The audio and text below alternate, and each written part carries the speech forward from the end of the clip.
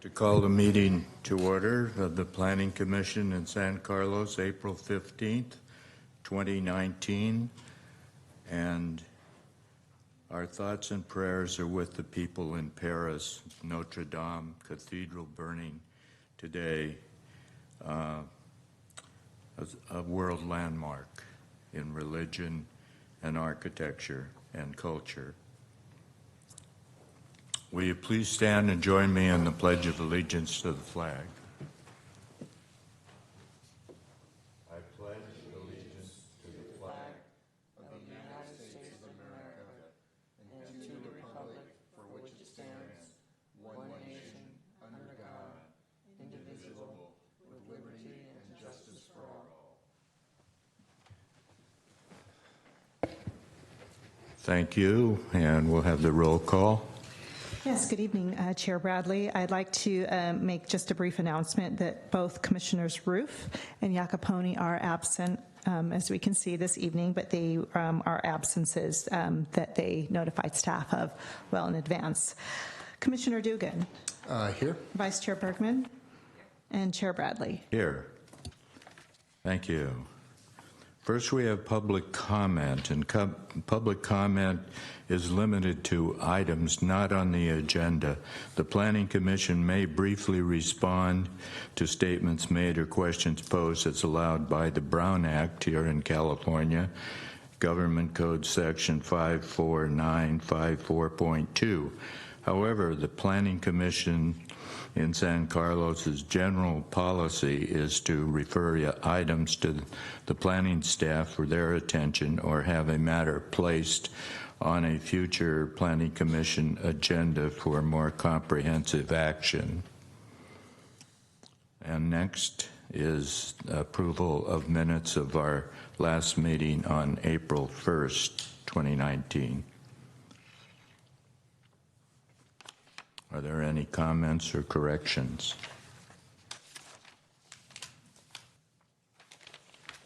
I move we approve the minutes as presented. I'll second that. Commissioner Dugan. Approved. Vice Chair Bergman. Yes. And Chair Bradley. Yes, thank you. Next item on the agenda is the public hearing. A procedure for the public hearing is the planning staff will present a report on the history, physical features, etc.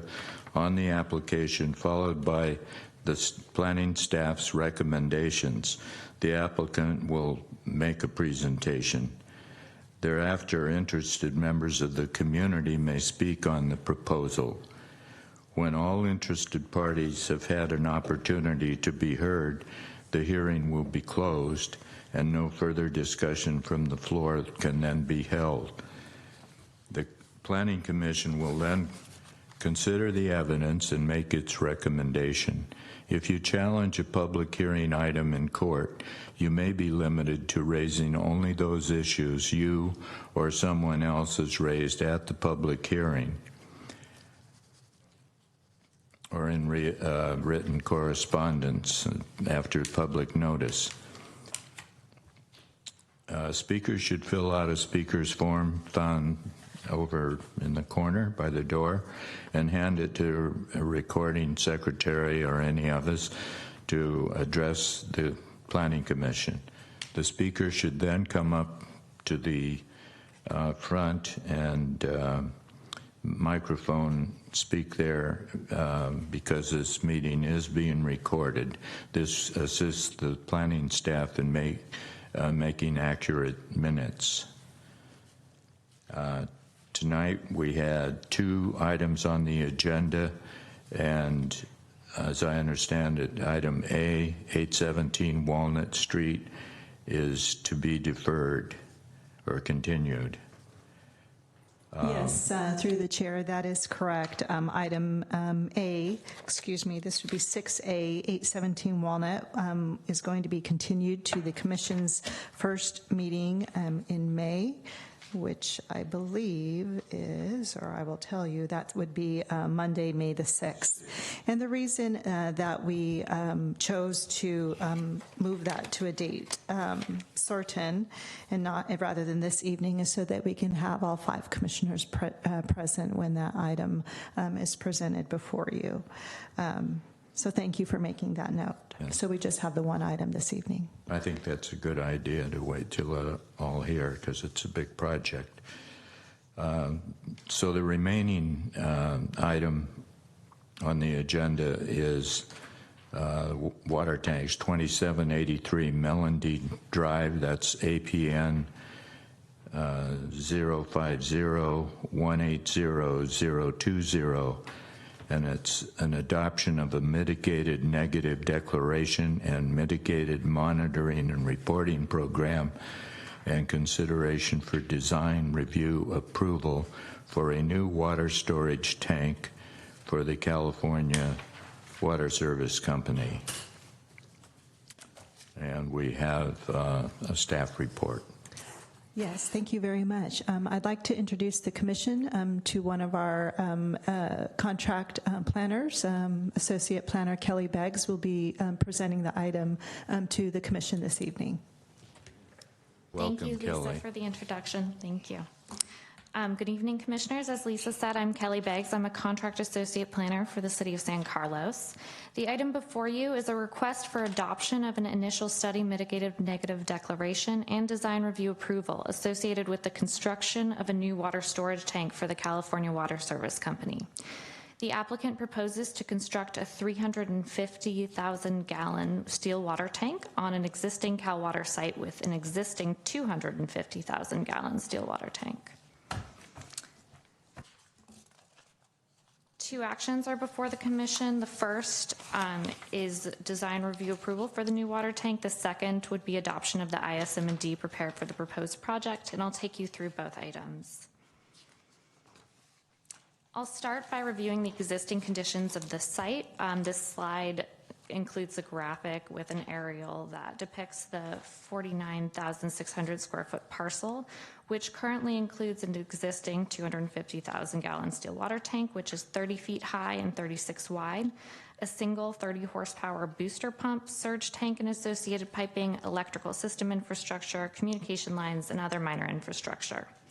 Cal Water leases a portion of the site for telecommunications equipment, which include a 44-foot tall cell tower, a small equipment building, and emergency generator located along the eastern perimeter. And there's an additional cell tower, which is 12 feet tall, to the east of the existing water tank.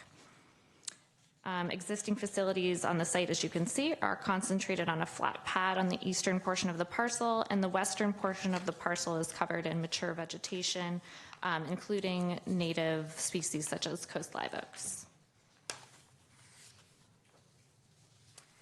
The general plan designation is single family and the zoning is RS6. As you can see on the graphic on this slide, the surrounding lots fall within the RS6 zone and a variety of other zoning districts, including public, park, and RM20 multifamily low density. Heather School is to the east of the project site, and Heather Park and Heather Dog Park are to the south.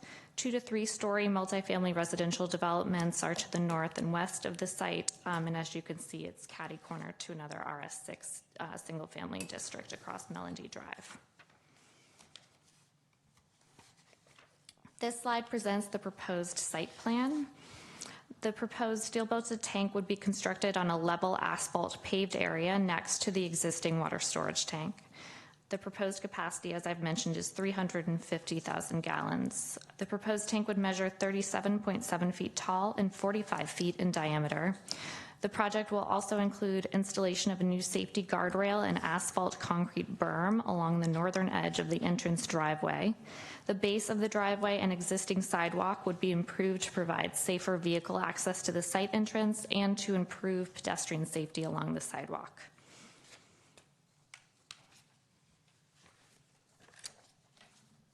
In terms of code compliance, as a minor utility, the proposed tank is a permitted use in the RS6 district, and it does comply with development standards outlined in the code. As you may be aware, the RS6 height limit is 28 feet, but per SCMC section 18.15.060, water tanks may exceed the maximum permitted building height by 10 feet, provided that the project does not exceed 25% lot coverage and is located at least 25 feet from any lot line. As you can see, the project meets these criteria with setbacks from 34 feet to 194 feet from lot lines and lot coverage of about 6%.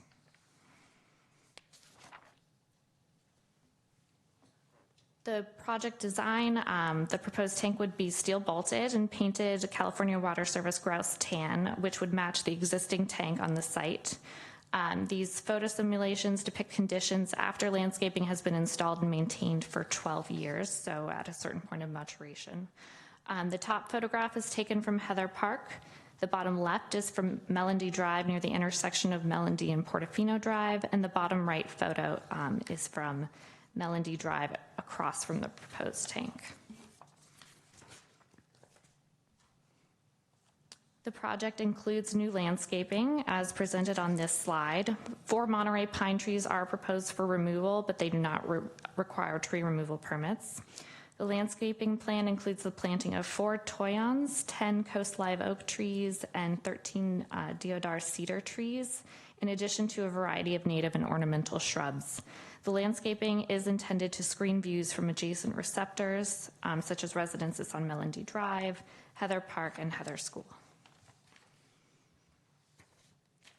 To take you through the required findings for design review, the project meets the required findings, which are displayed on this slide. Related to the first finding, the proposal is consistent with the requirements for minor utilities in the RS6 district.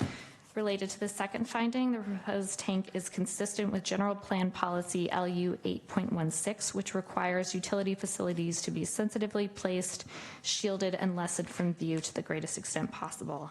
The landscape plan is specifically designed to provide new trees to screen the project from public view and further reduce visual impacts. Regarding the third finding, the proposed tank was reviewed pursuant to CEQA, including the drafting, publication, and circulation of an ISM&D, which I'll discuss next. Additionally, the proposal is in conformance with the RS6 single-family zoning district. And lastly, the proposal satisfies the requirements for design review. The overall design of the project, including exterior design elements and landscaping, enhances the appearance of features on the site. The project is appropriate for the function of the business, and the project details and materials are internally consistent to the extent in which they apply. Next up, I'll summarize the environmental review conducted for the proposed project. The city and our consultants prepared an initial study and mitigated negative declaration, an ISM&D, pursuant to the requirements of the California Environmental Quality Act, also known as CEQA. The initial study identified several potentially significant impacts that could result from the project related to aesthetics, air quality, biological resources, cultural resources, geology and soils, transportation and traffic, and tribal cultural resources. However, since the IS concluded that these impacts could be mitigated to a level of less than significant, a mitigated negative declaration, or M&D, was prepared. Recommended mitigation measures reduce the impacts to less than significant. The ISM&D and the associated mitigation monitoring and reporting plan are included as attachments in your packet.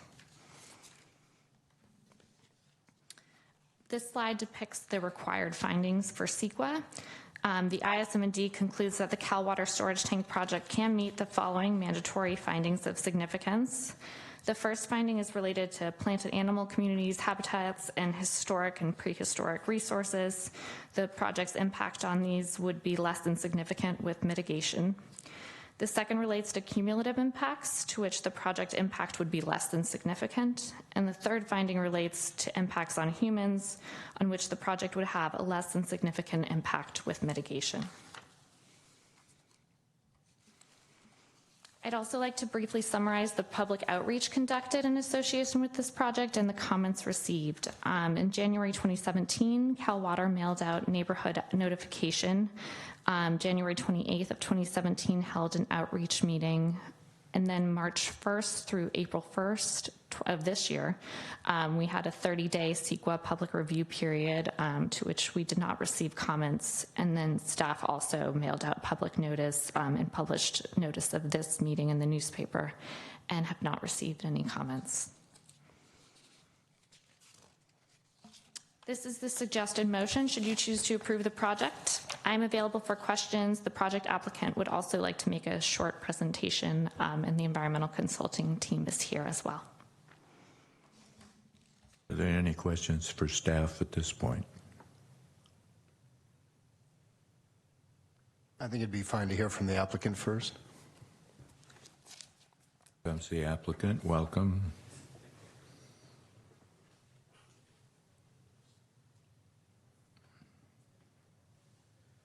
Good evening, Commissioners. My name is Maurice Francis, and I'm the project engineer assigned to this project, and I'm with California Water. I also have our Bayshore District Superintendent, James Douglas, present, as well as our Environmental Affairs Manager, Mark Bloom, who's also been involved in the project from the very beginning present. So today, thank you for the opportunity to share about the importance of this project. So we are adding a secondary tank to an existing storage tank site, and the address is at 2783 Melandy Drive. So what I will cover in this presentation is basically a quick overview of Cal Water system that serves the whole Bayshore, San Carlos, and San Mateo area. Overview of this project, the need and the benefits of the project to the community, and then I'll take any questions and answers if it comes up. So California Water Service Company, we are basically the largest on the West Coast, third largest in the US, and we serve nearly 2 million people with over 490,000 service connections. Some of them could be commercial, but most of them are residential.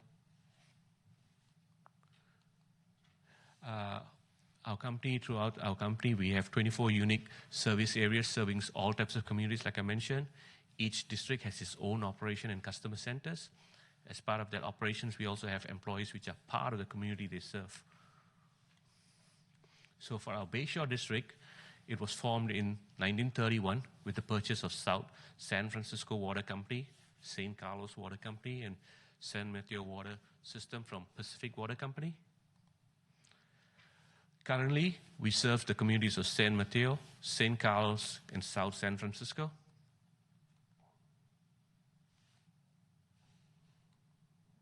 And that includes approximately over 53,000 service connections, of which 36,200 forms the Mid-Peninsula, San Mateo, and San Carlos areas.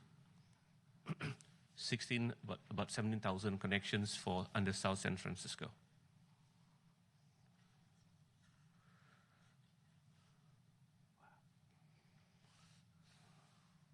Is it not going forward? Thank you. Okay, that's great. So our Bayshore District that I mentioned earlier that covers the three, San Carlos, San Mateo, and South San Francisco. Our whole distribution system includes approximately 510 miles of pipeline, 7 groundwater wells, 4,170 fire hydrants, 52 storage tanks, and approximately from those storage tanks, we have a total of 29,275,000 gallons worth of storage for the community. So system overview of our water supply. So 100% of our water supplied to this specific neighborhood, which is Melandy Drive and San Carlos, are all straight from our tie-in connection supplied from the San Francisco Public Utilities Commission, SFPUC, where, as you know already, SFPUC gets its water from many sources, including Crystal Springs, the Sunol Treatment Plant, as well as Hetch Hetchy. So, brief project overview. So this is an existing storage tank that has an existing 250,000 gallon storage tank. Our project is to install and erect and complete a second tank with a capacity of 350,000 gallon to support the additional. And we are here today in the process of obtaining permits from the city to go forward with this project. Next slide, please. So this is an aerial view, and there's our site there. And we are well aware, as explained earlier, of our neighbors, as well as the Heather School Elementary School on the downside of our property, as well as the dog park below us. Next slide. So our project includes building a bolted steel tank that is designed to current California seismic codes. The steel tank will be anchored on concrete ring wall foundations. As I said, the tank alone will also design and meet all the current codes and requirements of the American Water Works Association and seismic codes. And our schedule is to start construction for the project this year in 2019. So the need for this project, adding an additional 350,000 gallons to this current storage tank site, is from our previous master plan that we did. The total storage required from the 2008 master plan was 8.7 million gallons. The maximum day demand, 7.3. Average day demand. Here are all the numbers, but in short, our goal of adding the second tank to this existing storage site would basically is to cut down that emergency use or storage deficit of which we computed to be about 4.2 million gallons, and be able to support the community better. Next slide. So some of the emergency storage situations that could happen is, as I explained earlier, we get all our water straight from City of South San Francisco, Public Utilities Commission.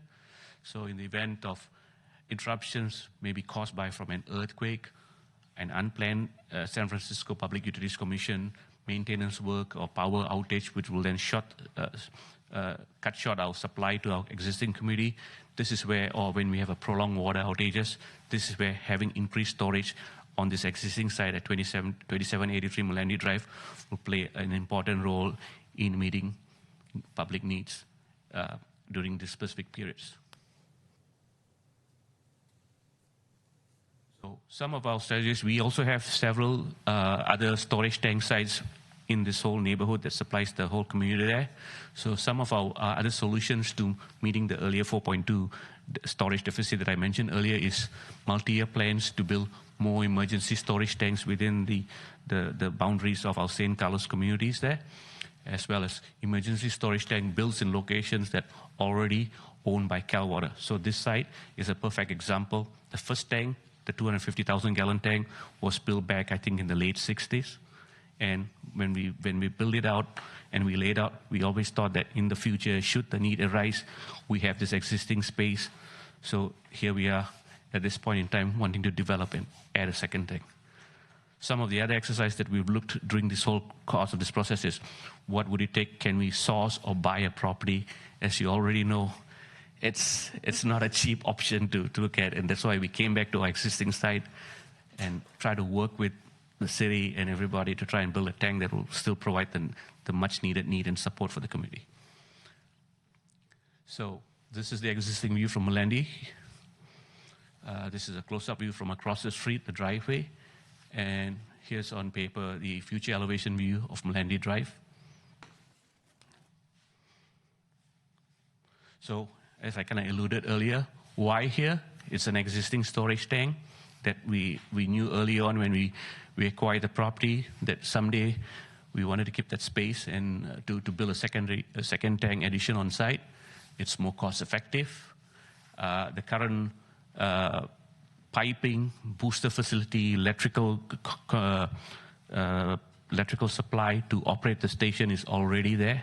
It's a matter of connecting it, making the necessary provisions to connect to the proposed new tank, and we'll be able to operate the tank easily instead of putting in more infrastructure or more cost to develop that current operation system that we have on site in terms of mechanical and electrical equipment. As I mentioned, the project schedule, we started this back in 2017 with the design, permitting, and public outreach. And hopefully this project will receive the approval so that we can follow through with the next steps until we can get a building permit approved. And then the goal is we'd like to start construction in early fall this year provided we follow and work closely with the city in terms of all the necessary conditional use permit that may apply for this project. And because it's a bolted steel tank, the panels will be shipped to the site, and we'll assemble them on site. It will be much more faster versus the traditional way of welded steel tank, which takes a longer time, pending weather, your coating and everything. So this is much more easier assembling it, and we're hoping that in the time frame of about 8 weeks to about 11 weeks, we'll be able to complete the storage tank. And all said and done, hopefully by summer next year, we'll have a second tank in service that will be able to provide the much needed resources in terms of meeting storage demands, emergency requirements, fire flow, and all for the community.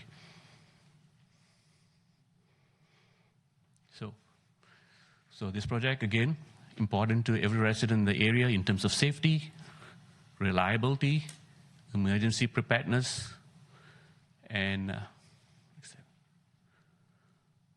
so here's, like I introduced James, he will be working closely on this project and working with the residents, working with the city officials, everybody that comes on the job site during the construction once it's approved.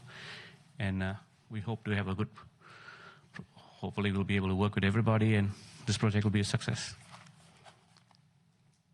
Thank you for your time. And if there's any question? Yeah, I do have, I have 3 things that really sort of like are on top of my list. One is, and you probably already know this since you own the property, but whether or not you have pre-knowledge of any significant indigenous, is it an indigenous site, or do you know at all whether that's an issue or has been an issue? Not to my knowledge. No. Yeah, go That's ahead. part of the environmental review, and the environmental consultants could speak to that. Okay, yeah, I'd like to hear that.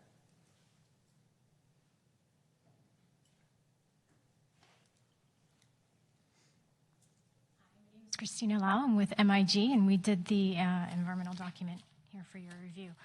So as part of the environmental review, we had an archaeologist who reached out and did a sacred lands file search and a search with the Native American Heritage Commission to ask what Native American tribes are culturally affiliated with the area, and to contact them and ask them if they have known locations or known tribal resources in the area, and we didn't get any responses from any of those tribes. Thank you.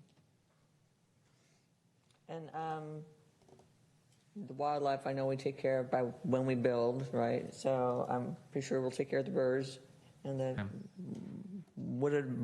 whatever mouse.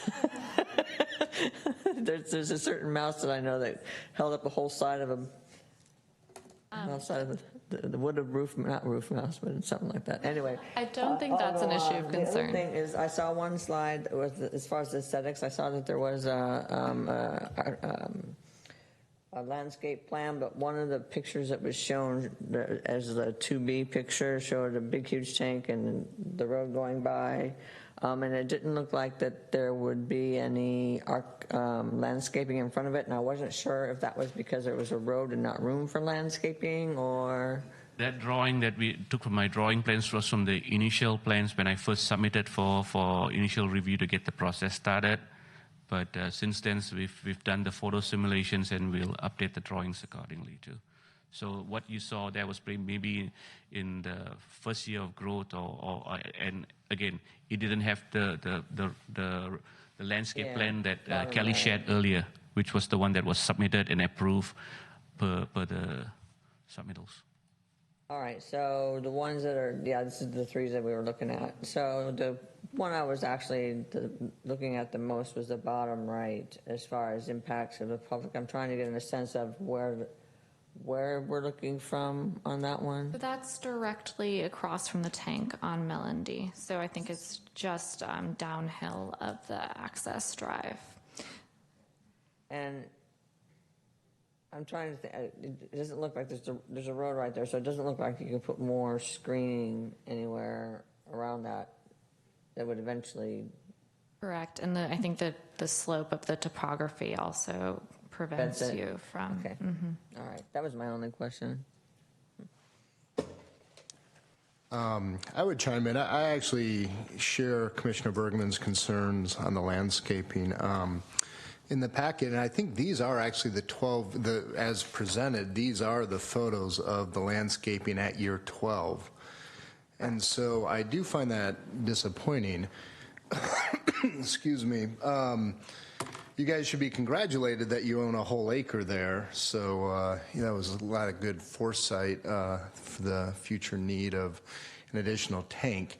But that yields you a 6% lot coverage, so you have tons of room there to figure out this visual screening. And I think that's, I guess, is there someone in the room that can speak to what species are being planted in screening, and is 12 years just not an adequate amount of time for this to fill in, or is this what we can expect this thing to look like in 20 years and 30 years and on into the future?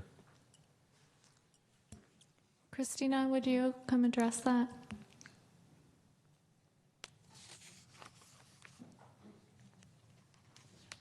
I do have the number of trees here while Christina and Barbara are walking up. It's 4 toyons, 10 coast live oak trees, and 13 cedar trees.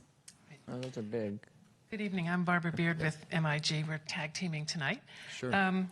The visual simulations, as shown in the initial study, were immediately after planting, 1 year and 12 years.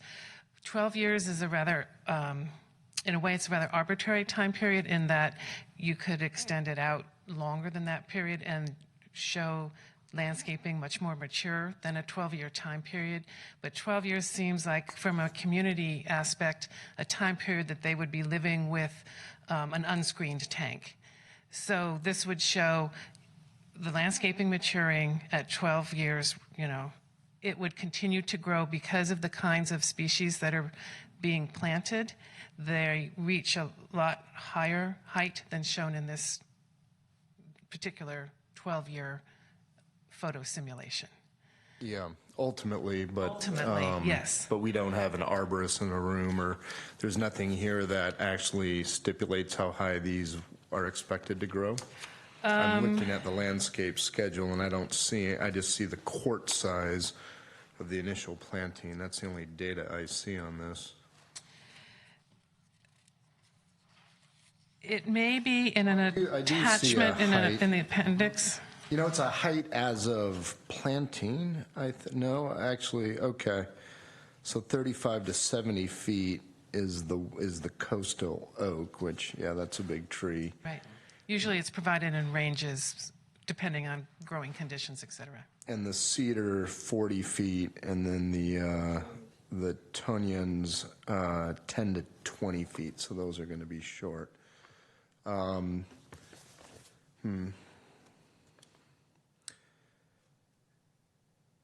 Because I guess, with 6% lot coverage and you've got a whole acre here, I'm not understanding why we can't completely screen this thing. It's a great big tank. That's really our charge here in design review. Just right, our policy that we're being asked to enforce here is require utility facilities be sensitively placed, shielded, screened, or lessened from view to the greatest extent possible through design review. And I understand 12 years doesn't reflect the full amount, but I think more trees are called for and more of the 70-foot variety here.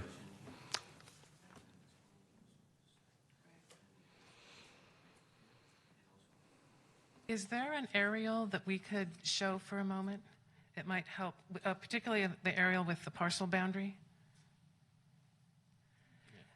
So this doesn't actually show the topography very well, but it does show why the lot coverage would be 6%.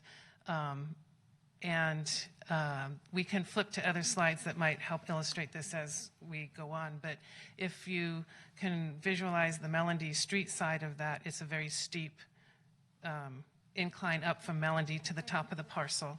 And then the very dense vegetation that's a big green blob on the left of their parcel, that's following a rocky ridge line. and that ridgeline slopes either down towards Melody or down towards the open space area. So it's not a flat piece of ground.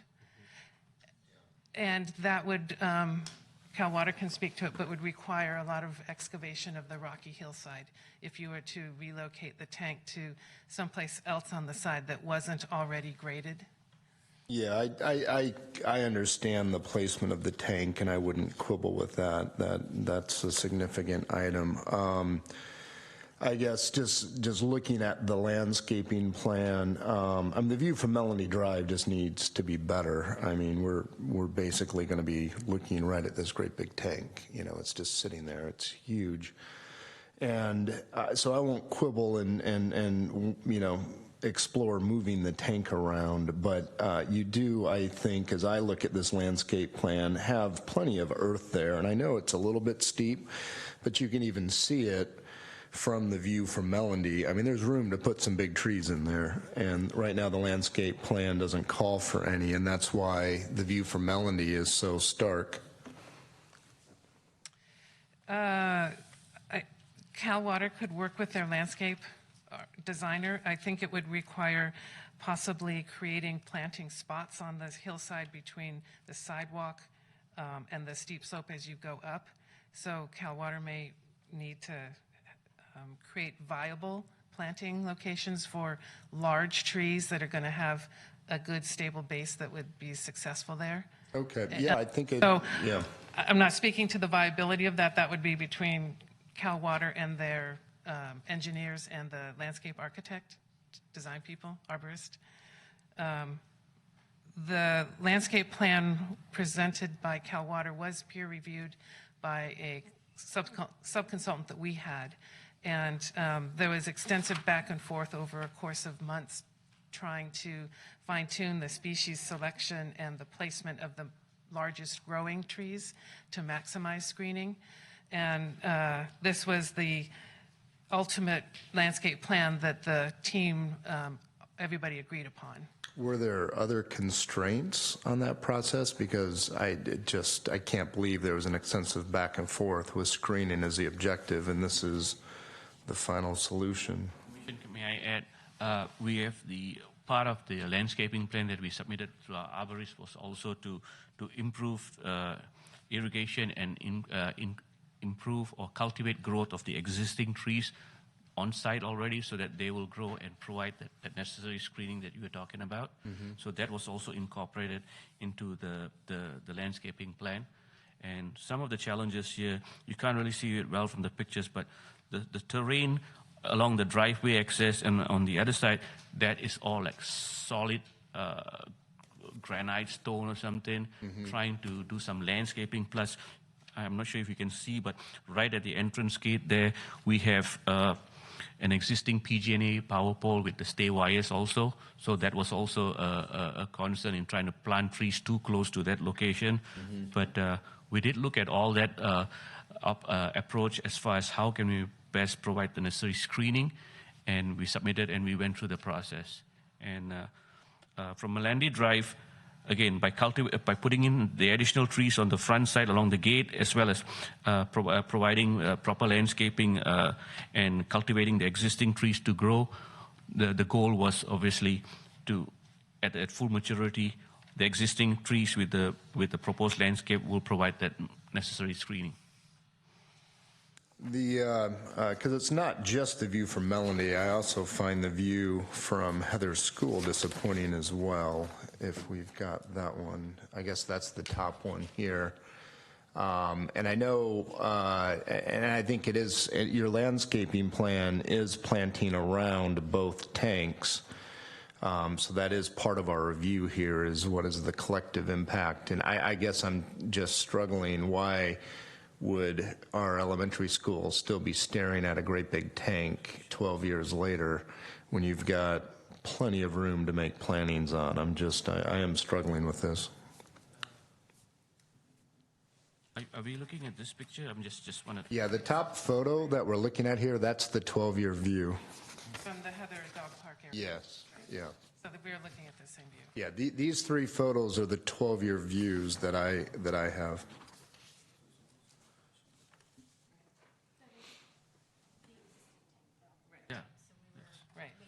we are focusing on the new tank, the landscaping. So do you have a slide of the Heather Dog?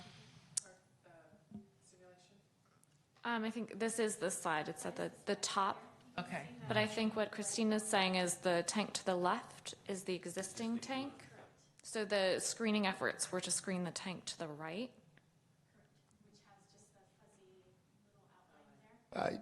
Well, I mean, I understand that. The landscaping plan is actually presenting a plan for the entire area, and I think it's perfectly within our purview to have an opinion of the screening of the existing tank as we consider approval and design review of the new tank. So do any of the other commissioners share my concerns on this? I think I would like to hear directly what more can be done on this landscaping plan, given the amount of space that is available here. I'm not really, and it sounds like there was a lot of back and forth, but those folks don't happen to be in the room. So I think I would like to hear from them directly if there are hard constraints why we can't actually achieve a screening here that's effective. I concur. I agree.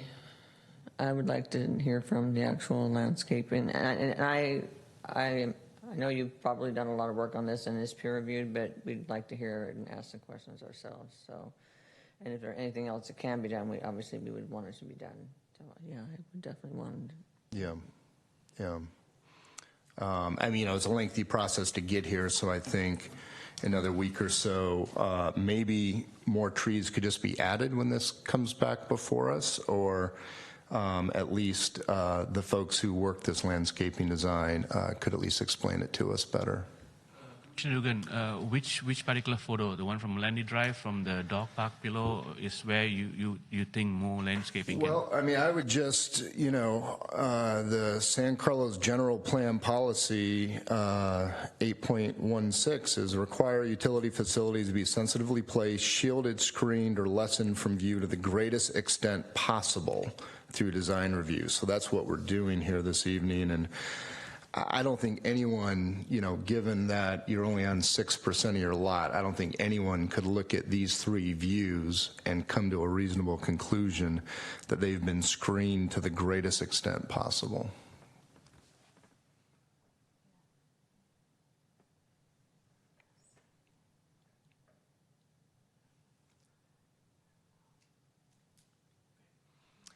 We should make a movement to, one of us should make a movement to continue. I also had a quick question on, so this is going to make use of the existing pump. So basically there's a pump there now, and this second tank will just tie into that infrastructure, so there's no additional mechanicals being added? Okay. And is that pump sound suppressed? I mean, I don't think we've received any comments or anything from the community, but I'm just curious what a pump like that is like. The existing booster pump, it's within an acoustic shelter on the premises. Okay. And it's closer towards the slope here where it goes on this way. So Okay. that slope hinders and mitigates some of the noise that may be emitted. But again, quick question. It's James, the how existing. often do we operate the pump on a daily? Not at all. Right now, we're just using gravity. We're just gravity. Okay. I think I saw somewhere in a report it gets tested like 5 a.m. once a week. So presumably there's something in here that said that somewhere. Anyway. Best as I can tell, for all the years that we've operated the station, we've never had, and again, with the acoustic shelter over the pump to mitigate that, I think... Terrific. I just want to understand that better. I would imagine if that thing was noisy, we'd have some residents in the room talking about it. The closest neighbor from that side will be the neighbors on this side of Malandi Drive, and we've had no complaints with our neighbors there. Okay. Terrific. Yeah, those were my concerns. Commissioner, did we receive any requests for comments, public comment on this? If we're ready. So you can have a seat, and thank you. Now we'll hear from the citizens. Is there anyone who wishes to speak? I don't have a speaker slip, but now is your chance. Anyone here in support or opposition or suggested changes like we've talked about? No comments? Last chance? Okay. The final thing I would just say on the landscaping is just the, so obviously we're interested in more screening and understanding what that'll look like over time. So if a 20 or 25-year view, anything, like as long as it's solved on a long-term basis, that's where I would get comfortable, and that species that are being used that obviously will cover up a 40-foot high, prominently placed water tank. So if there's any other material that could be presented that could get us comfortable in that way, that'd be great.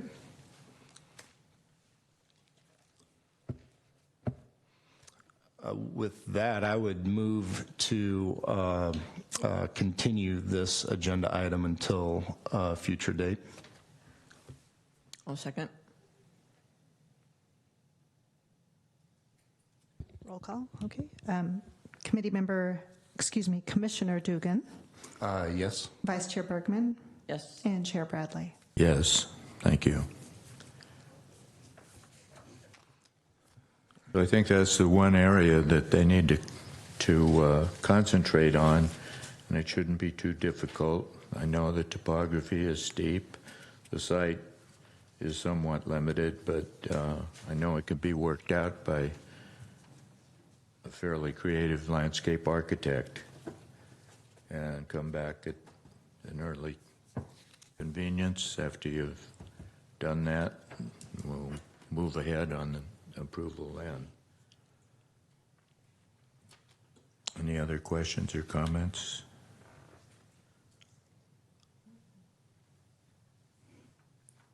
I'll move the hearing be closed. Second.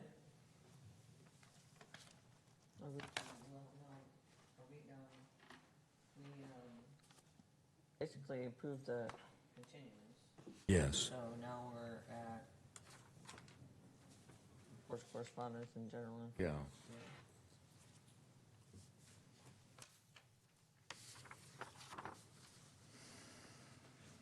Reports, correspondence, and general information. Yes, through the chair, staff does have a brief announcement on item A, reports on recent city council actions. As I mentioned, I believe at a prior planning commission meeting, the city council had a study session on housing and housing affordability on April 8th, and that discussion has been continued to April 22nd. So I just like to let the commission know that that conversation as a study session item is being continued to the council meeting of April 22nd. Thank you. Planning Commission comments or reports. I have two items.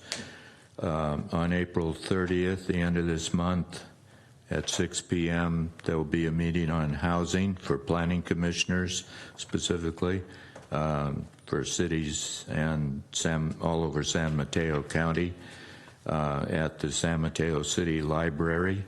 It's a continuation of the Planning Commission Academy that they held there a month or so ago, and I'll be speaking at that. The other item is your planning director and our new planner, Kelly, and myself attended the APA, the American Planning Association National Conference.